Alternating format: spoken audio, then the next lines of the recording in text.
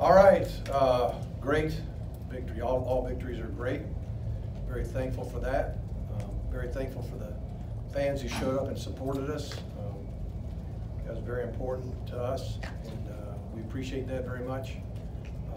I want to give credit to Pitt in that they found a way to win the Coastal, and they'll represent next week, and I want to wish them the best.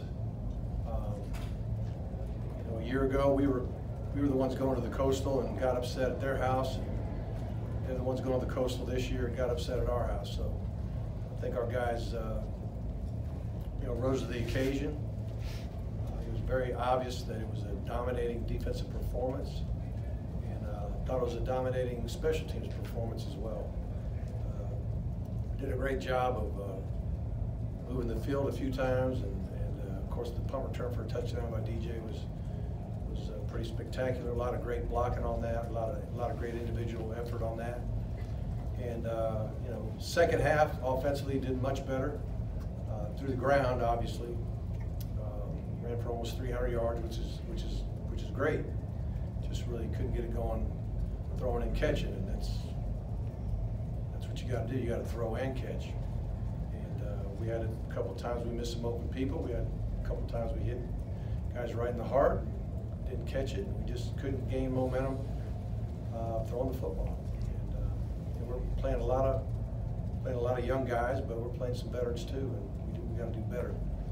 But I'm just thankful for the victory, and it's fun to see the guys enjoy the locker room afterwards, and we'll just kind of wait and see where we're going to land in the bowls. But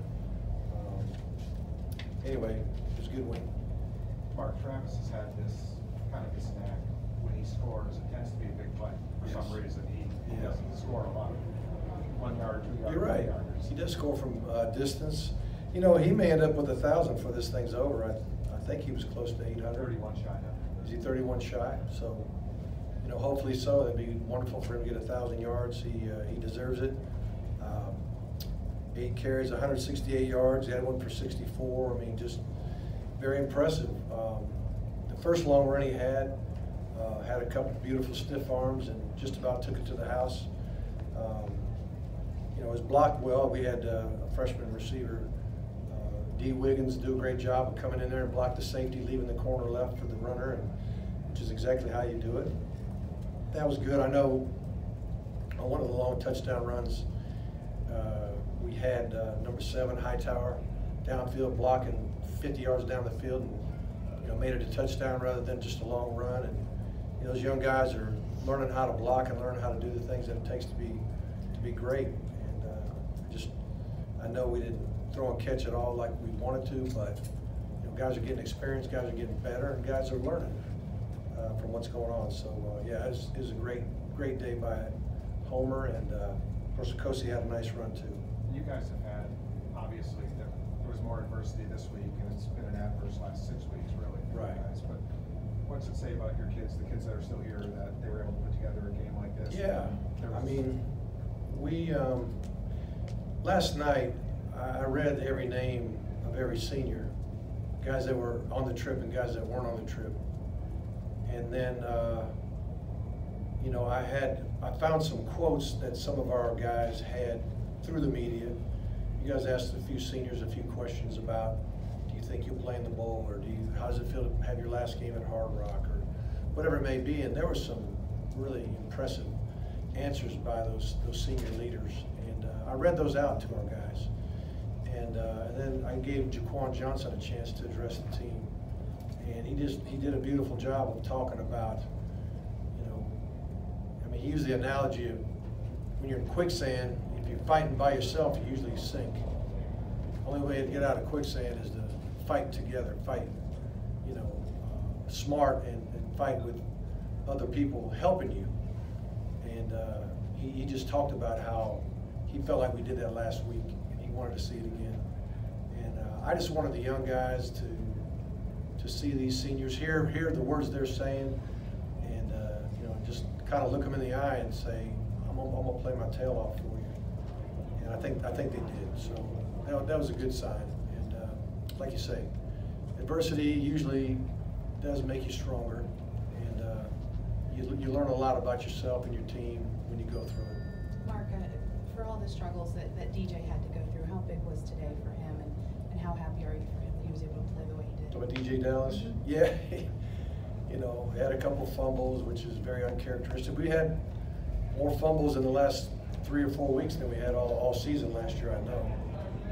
Just very frustrating to have those things, but tonight DJ really stepped it up, and he was kind of his old self with his great spirit, and you know, to make that run that he made was pretty spectacular. He finally did get to the wall, got some good blocks on the left side, but he had to get there first, and did a good job of that, and he just, you know, found a way to get in the end zone on that. I don't think it was a 4th down play, but when we got the Wildcat down there towards the end, I think on the 4th down we went Wildcat, and he popped a big one. But just I say it all the time, but he loves football, but he loves this team, he loves his school, he loves his teammates, he loves his coaches. He's been that way since recruiting. Y'all remember him during the recruiting time. I mean, the guy was solid as a rock no matter what was going on. He was solid, and he was recruiting his tail off for the future, and he still does. So I'm proud of him, happy for him.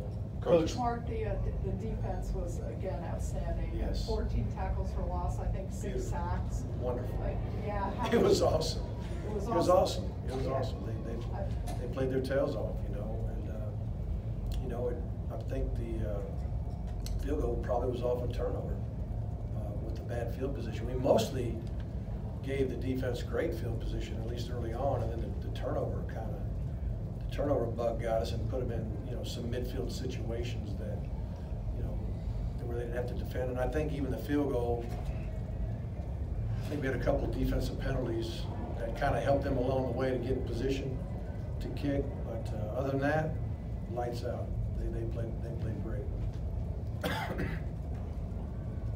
Anything else, guys? Mark, just talk about how you're going to spend, obviously recruiting, but how you guys are going to spend the next few weeks up until the point where you go. Yeah, we're allowed to recruit the next 3 weeks, and we'll be doing that. We'll be on the road. Everybody's got their plan as far as all our position coaches, and they've already got me lined up to go. I don't know exactly where I'm going, to be honest with you. I went in that meeting, but there's always a meeting prior to getting on the road where everybody's going to decide where the head coach needs to be and when he needs to be there. So they got that set up. I just haven't had a chance to, get a chance to find out what that's going to be. But you know, we'll be, you know, the kids will be back, you know, in school, finishing up this semester. Not a lot of class left, and you know, just getting in position to graduate for some of them, and some of them just to finish out the semester strong. Coach, what was your message? I know you spoke of Jaquan's message, and it's not the final game yet, but it's the final home game. What was your message to the outgoing guys? To the seniors, just that we love them, and you know, when Jaquan was done, actually when I introduced Jaquan to speak, they applauded him, and then when he was done, they applauded him, and I did too. And basically after he was done talking, if I'd have said anything else after that, yeah, I'd have ruined it. You know what I mean? Sometimes you gotta know when to shut up, and just, if you got a good message, leave it alone, and that's exactly what happened there. But anyway, I appreciate y'all. Y'all have a good night. Thanks, everybody.